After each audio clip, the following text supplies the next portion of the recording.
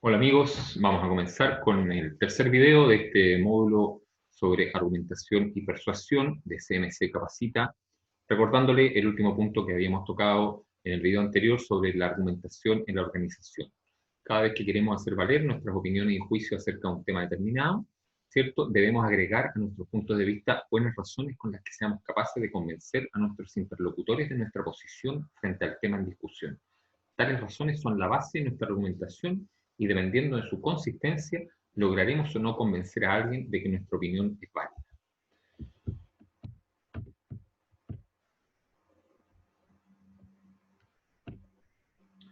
¿Cuáles son los elementos de la argumentación?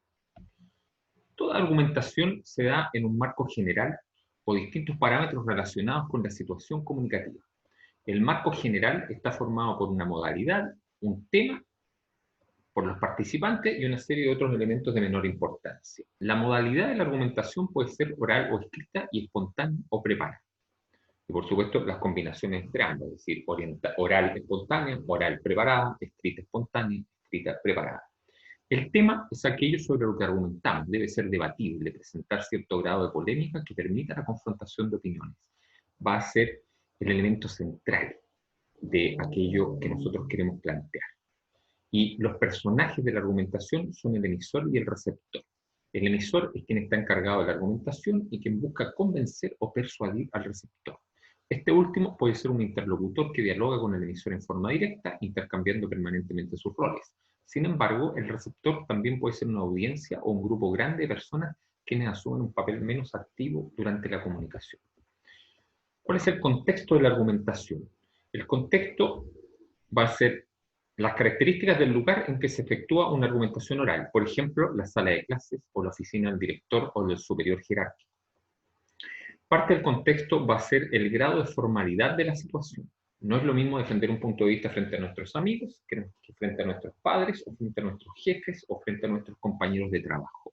El grado de formalidad va a implicar también o va a incidir directamente en el grado de seguridad con el cual nosotros planteemos nuestra argumentación. En general, si nosotros nos encontramos en una plataforma jerárquica en la cual estamos en el nivel superior de la jerarquía, vamos a sentir que tenemos mucha más fortaleza para plantear nuestros argumentos que si nos encontramos al contrario y en donde sentimos que la argumentación la hacemos de abajo hacia arriba. Lo ideal es que siempre en una discusión argumental nos encontremos frente a una situación simétrica, pero eso constituye un ideal y no siempre es lo que ocurre en la práctica. Por lo tanto, nosotros también debemos aprender a que la seguridad que percibimos en nuestros propios argumentos no tenga que ver con la posición que ocupamos en la jerarquía entre las personas o entre los distintos niveles que están participando de esta argumentación. Y también va a importar dentro del contexto de la argumentación el tiempo con el que se cuenta para argumentar a favor de una idea. Por ejemplo, si estamos en un debate competitivo, ustedes han visto estas películas americanas de debate con los equipos de debate en la universidad, eso sería un debate competitivo. En Chile no se usa tanto, quizá en las facultades de Derecho, en otros ámbitos, pero es un muy buen ejercicio para practicar la capacidad de afrontar un debate y para practicar la capacidad de entregar, ¿cierto?, un discurso argumentativo y de imponer el peso de un argumento en una audiencia específica. Nuestros tiempos en estos debates van a estar definidos, o nuestros tiempos de argumentación van a estar estrictamente delimitados, y el moderador del debate nos indica cuando el tiempo que tenemos se nos ha acabado. Un clásico ejemplo en el contexto nacional son, por ejemplo, los debates televisivos entre candidatos, que tienen una modalidad mixta, ¿cierto?, en que hay un espacio definido para que cada candidato exprese sus ideas, luego hay un tiempo específico para responder preguntas y hay un moderador, si ustedes han visto estos debates, que está constantemente recordándole o notificándole a los participantes del debate que el tiempo que tenían para responder una pregunta específica o para exponer sobre un argumento en particular se les ha terminado. Ahora, ¿cuál es la estructura interna de la argumentación? La estructura interna de la argumentación tiene dos aspectos fundamentales. Uno son las garantías. Las garantías son el vínculo que une las bases con la tesis, es decir, refleja la pertinencia de esa base para esa tesis. Por ejemplo, para garantizar la argumentación de que ir de vacaciones al sur de Chile fomenta el turismo nacional, se puede esgrimir que en la medida que invirtamos el dinero destinado para las vacaciones de verano en lugares turísticos nacionales, quienes se encargan de preparar la infraestructura que acoge a los visitantes temporales tendrán mayores recursos económicos para implementar más y mejores instalaciones destinadas a la atracción diversión y comodidad de los turistas nacionales e internacionales. Es decir, nosotros proponemos una idea y argumentamos en función de esa idea en términos de que acciones concretas de nuestra parte o de otros iguales van a incidir también en las condiciones en las cuales nos vamos a encontrar para que esta idea se pueda desarrollar de manera exitosa y de manera apropiada. Y lo segundo va a ser el respaldo. El respaldo corresponde a un cuerpo de información general que apoya la garantía.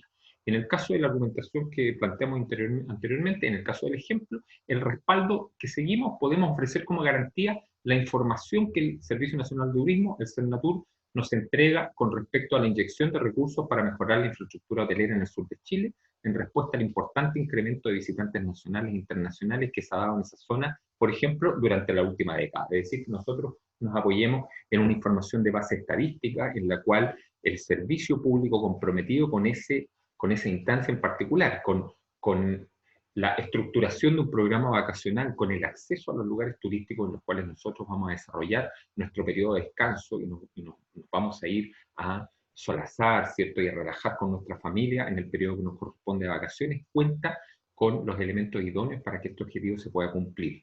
¿Y qué vamos a tomar como referencia? La información estadística que se nos entrega y el cómo año tras año se ha ido incrementando la inversión en turismo, la inversión en infraestructura, la inversión en condiciones hoteleras que nos van a permitir sentir que la experiencia que nos estamos animando o atreviendo a enfrentar va a ser lo más exitosa y lo más placentera posible.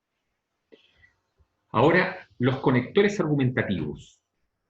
La forma en la cual utilizamos el lenguaje y qué elementos del lenguaje utilizamos en función de cuál es el objetivo que tenemos dentro de un discurso argumentativo para plantear tal o cual cosa. Los conectores argumentativos que introducen una tesis van a ser, por ejemplo, por consiguiente, por tanto, por eso, así pues, he aquí que, por lo cual puede sostenerse que, se sigue que. Todos estos conectores van a introducir la temática de la argumentación. Luego están los conectores que introducen una base argumental. Conectores como puesto que, ya que, porque, considerando que, dado que, partiendo del hecho que, la prueba es que, ¿sí? Todos estos son conectores que introducen bases argumentativas. Luego están los que introducen garantías, como el ejemplo que terminamos de ver recién con respecto a la función de Sernatur y la información estadística que este nos entrega para tomar una decisión de dónde ir o no ir de vacaciones. A partir de, y eso porque, dado que, porque, dice que, y están aquellos que introducen respaldos, según, como dice, o por qué.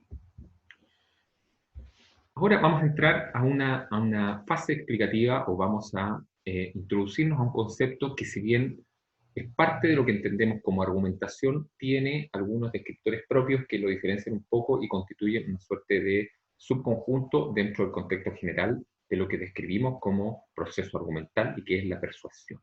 Cuando queremos que una persona cambie de opinión o conducta, nos afirmamos de razones poderosas y esto lo llamamos convencer, tratando de mostrar lo bueno de algo para que la persona lo ejecute. Es decir, estamos jugando directamente con la inteligencia y hacia la inteligencia. Eso es el convencimiento.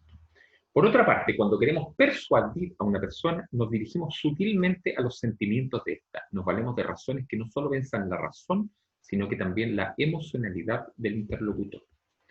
¿Qué características tiene que tener la persuasión? Fundamental es la credibilidad del emisor. Esto es quizá el elemento más fuerte a tener en cuenta a la hora de considerar que se cuenta con una característica apropiada para afrontar una tarea de persuasión frente a un tercero.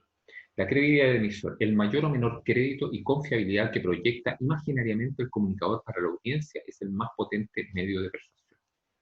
Luego está la atracción. El carisma que manifiesta el emisor es otro factor de influencia social en el proceso de persuasión. La atracción condiciona la atención, percepción y retención selectivas de la audiencia, así como la conversión y reforzamiento de creencias, opiniones, valores y conductas compartidos por la audiencia con la fuente como modelo ideal de socialización. Tenemos la similitud.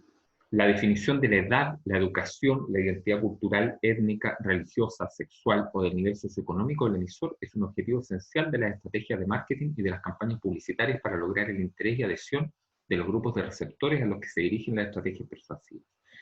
Una estrategia persuasiva, si es entregada hacia nosotros por alguien a quien sentimos como un igual, por alguien que pertenece a un grupo del cual nosotros sentimos que somos parte o que podemos ser parte, por alguien que pertenece a un nivel socioeconómico que nos representa, que tiene una educación similar a la que nosotros tenemos o que tiene un nivel de educación que nosotros respetamos o consideramos válido. El representante de una determinada etnia o de una determinada perspectiva o creencia religiosa, el representante de una tendencia sexual, cuando se está discutiendo sobre alguna temática relacionada con ese término o con una discusión relacionada con elementos de género, y que sea lo que a nosotros nos importa. Esta suerte de coincidencia con el emisor del lenguaje va a tener un efecto positivo y un efecto, ¿cierto?, de potenciador de los elementos de persuasión frente al público o frente a la persona que es objeto del proceso de persuasión. Ahora, ¿cuáles son los tipos de persuasión? Tenemos una persuasión sistemática que actúa mediante el aporte de información extensiva que tiene el objetivo de crear o modificar creencias, actitudes o intenciones. Es decir, esta persuasión en la cual se está constantemente entregando argumentaciones, constantemente reforzando el contenido argumental, constantemente reforzando las ideas y creciendo en la extensión de temáticas relacionadas con la idea central de tal manera de mantener la atención del receptor y conducir la toma de decisiones del receptor a aquel objetivo que nosotros nos hemos planteado como fundamental, como básico, digamos, o como resultado del proceso de persuasión en el cual nos hemos abocado. Y tenemos la persuasión heurística, la persuasión que es resultado de alguna señal o característica superficial del mensaje, es decir, en donde la forma va a importar más que el fondo, como la longitud o el número de argumentos que se dan, o bien puede ser la fuente que lo omite, es decir, cuando una persona tiene tal nivel de validación personal, tal nivel de credibilidad, o representa tanto a la audiencia o al receptor en su condición de emisor, que independientemente del contenido del mensaje, las personas se van a dejar persuadir de todas formas, o de las reacciones de los otros que reciben el mismo mensaje. ¿Qué quiere decir la importancia de las reacciones de los otros que reciben el mismo mensaje? Supongamos que una persona, el emisor del mensaje, se está dirigiendo a una audiencia conformada por una serie de sujetos y nosotros tenemos directa relación con algunos de ellos, y frente a la duda, frente a la inquietud con respecto a si nos dejamos o no nos dejamos persuadir, vamos a dejar que incida en esa toma de decisiones la reacción de aquel que está al lado nuestro, la reacción de aquel amigo con el que estamos presenciando, ¿cierto?, el discurso, la emisión del mensaje, la percepción y la reacción de nuestros compañeros de trabajo. Vamos a evaluar cuál va a ser la decisión que vamos a tomar en función de cuál va a ser la decisión que van a tomar las otras personas que constituyen el contexto, ¿cierto?, en el cual nosotros estamos recibiendo el mensaje. Está la persuasión en clave afectiva, que comparte elementos con la persuasión heurística como base persuasiva, pero aquí destaca que la persuasión nace de principios fundamentalmente afectivos, es decir, la persona que emite el mensaje es una persona que tiene una relación afectiva con el receptor, y que son los elementos afectivos los que son predominantes para dejarse persuadir. ¿Sí? Mi padre, es que lo dijo mi padre, entonces como lo dijo mi padre, solo por el hecho de que es mi padre, independientemente del contenido, ¿cierto?, el mensaje que me entregó, yo me siento motivado y llamado a dejarme persuadir y hacer lo que me pide, ¿cierto?, o lo que se requiere en función de este discurso argumental. O lo hizo la persona por la que voté, o lo hizo mi representante sindical, o lo hizo aquella persona en la que yo habitualmente tiendo a buscar consejo, o la persona a la cual yo reconozco como un líder, y por lo tanto me va a importar mucho más el vínculo que tengo con esa persona que el contenido del mensaje, porque sí. Y aquí fíjense que es como el ejemplo clásico, eso cuando yo quiero obtener algo de un tercero, y en vez de ir y hacerlo directamente, de ir a ejercer la persuasión directamente, voy y hablo con otra persona que tiene una mejor relación afectiva y le digo, oye, tú que eres amigo de fulanito, tú que eres amigo de tal persona, tú que te llevas bien con él, ¿por qué no le dices tú, o por qué no le planteas tú, ¿cierto?, esto que es necesario que él haga? Porque si se lo digo yo, probablemente su reacción no va a ser la misma. Ese es un ejemplo clásico de cuando el peso específico del mensaje no tiene tanta fortaleza como el peso afectivo del vínculo entre la persona que entrega el mensaje y la persona